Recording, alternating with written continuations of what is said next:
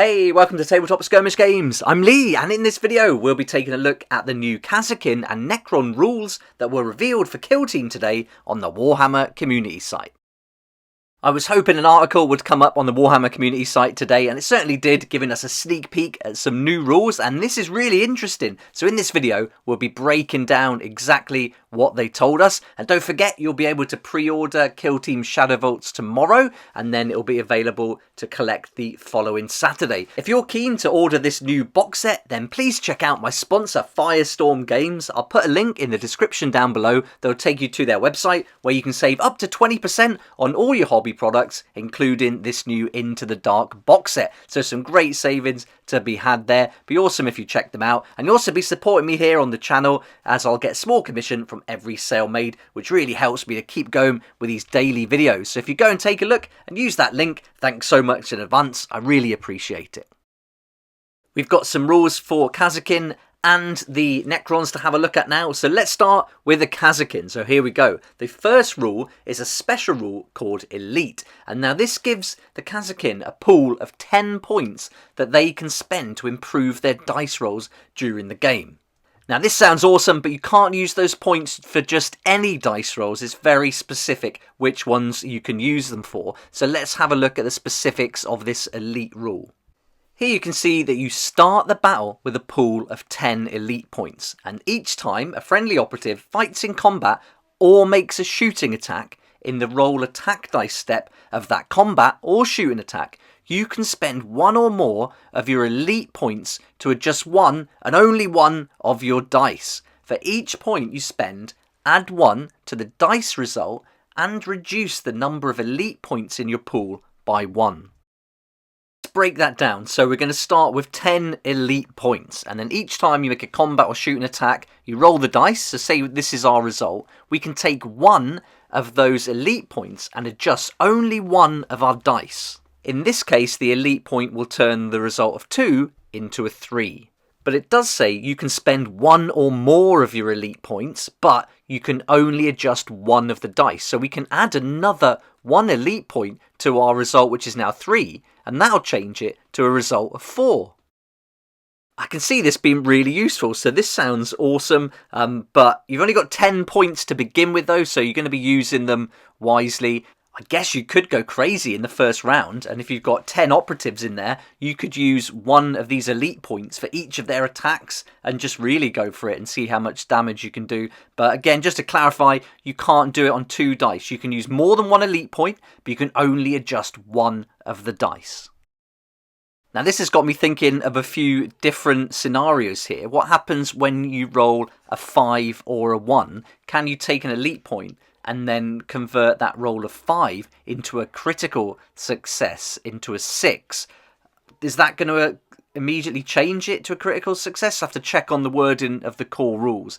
Likewise, if a 1 is always a fail, if you use one of your elite points, can you convert the 1 into a 2? And, you know, you're going to get some times where that's going to be needed, like, say, for the sergeant. They can hit on 2s, perhaps, so it could be possible, but is the wording of the core rules enough to make it clear what the difference is? I'll have to check on that for sure.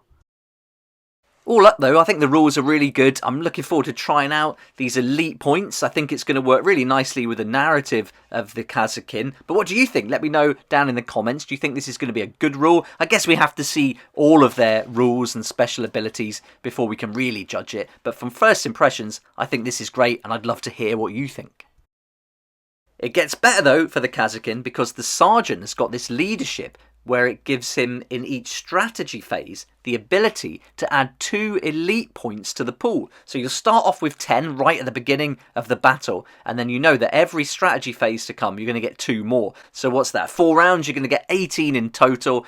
Although it does actually say you get a total of 16 over the course of the game in the article. So maybe in that first strategy phase of the round, of the first turn, you don't get to add the 2, you just simply start with 10. Then it's a case of deciding how you're going to use them and where you're going to use them. Maybe go all up in the beginning in that first turn and really dominate, or you're going to spread them out or save them until the end for a big strike. I think it would be really interesting to see how this is going to work, and again against different kill teams I suppose you take some different approaches. Maybe you'd go in hard on one of their tougher characters if you've got the opportunity, and then maybe save them for another time if there isn't too many ripe options on the battlefield. So yeah, I think this is going to be great fun and really nice. You can keep adding to it as you go. They also said, though, that there's going to be the chance to add even more elite points with different rules. So yeah, we really need to see all the rules, I think, here.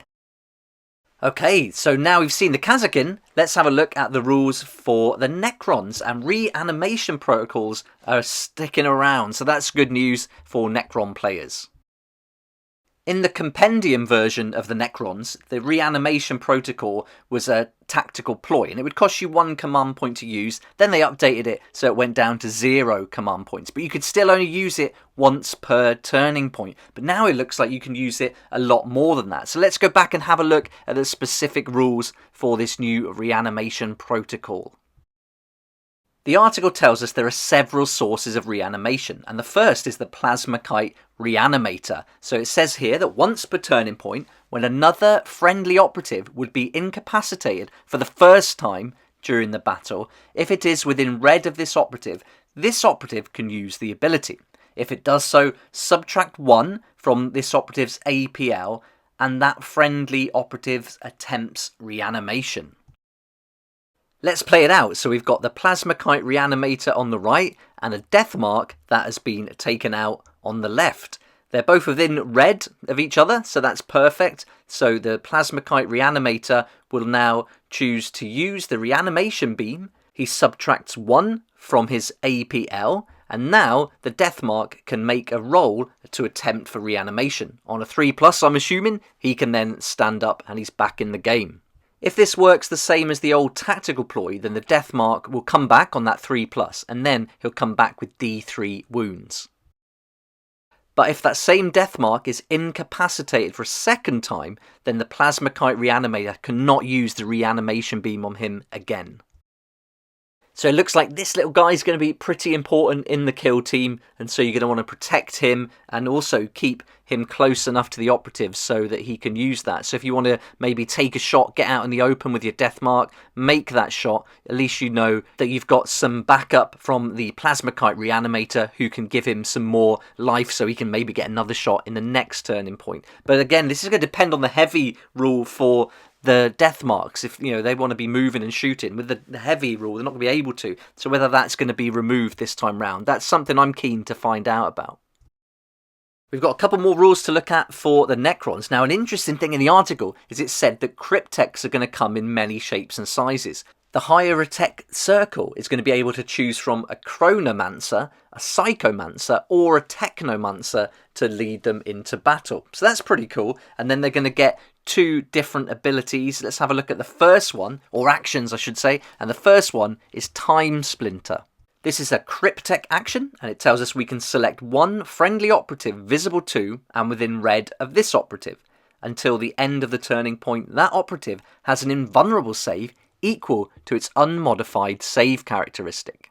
This is going to come in really handy, but again, you've got to be close, so you really are going to be pairing up your operatives here, getting them within red of each other to make use of all these new abilities. But being able to have an invulnerable save that's equal to the unmodified save characteristic is really good. So anyone shooting with those AP weapons is going to be really limited on the damage they can do, because you can make your normal number of saves with the unmodified save characteristic. So that's really good. It's definitely going to be key who you position this model with to make use of this, because you can only use it once per turning point or per activation, because you can only use an action once per activation unless there's a rule that specifies specifically otherwise. So yeah, there's a little bit of a limitation there, but I can certainly see it coming in useful.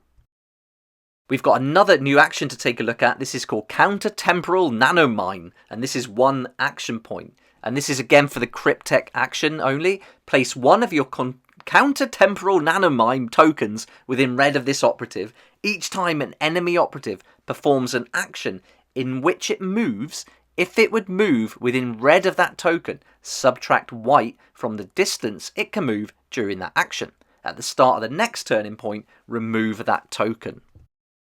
Right, let's play this one out. So we've got our Cryptek here, and now we've got one of the Kasrkin, the Sergeant, who wants to charge in. So he'll be able to make 3 white, plus the 1 extra for the charge to get within black of the Cryptek.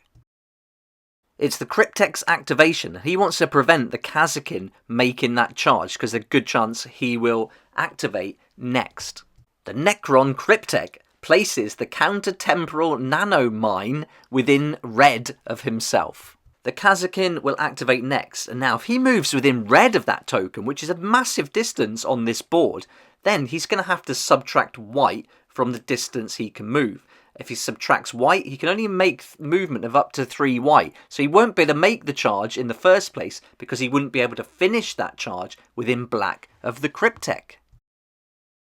This is really good, and if you go up against some fast kill teams, you're going to be able to remove a lot of their movement with this. And it's not just limited to one, it's each time an enemy operative performs an action in which it moves and it goes within red of that token, it's going to apply to them. So yeah, you can block off a massive area here, pretty much a 12-inch diameter circle, and that's crazy. These two abilities are going to make this leader very important in the kill team. He's going to give that protection with the Time Splinter and the invulnerable save, but he's also going to slow down the enemy as they come in and get in close. So very interesting. I can't wait to see the other rules and see how these are all going to overlap and work together. So there we go, that's the rules that were revealed today, and I'm really impressed with these. I think they're going to be great fun for both kill teams. It looks like there's something interesting to have a go at. But let me know what you think about this down in the comment section below. I can't wait to read your comments, really looking forward to that. And also looking forward to pre-ordering the game, which is going to be available for pre-order tomorrow. Thanks so much for watching. I hope you liked the video. I wanted to try something out a little bit different here where I played through some of the rules on the screen instead of doing it actually on the tabletop. So let me know what you think about that too. But for now, thank you again for watching. Please like if you liked it, subscribe for more videos like this, and don't forget to hit that notification bell too to join me here next time on Tabletop Skirmish Games. I'd like to say a huge thank you to my Patreon supporters who make these daily videos possible, and if you're interested in joining the community, it'd be awesome to see you there, and I'll put a link for that in the description down below.